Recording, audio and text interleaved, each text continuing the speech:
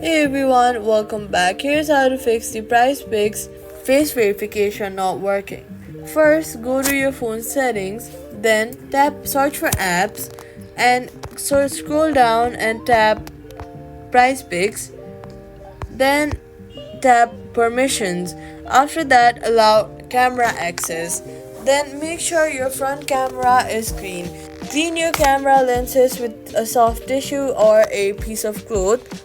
Avoid scratching your phone's camera lenses to make the matters worse. Sit in a bright area, avoid dark rooms, remove glasses or hats or masks.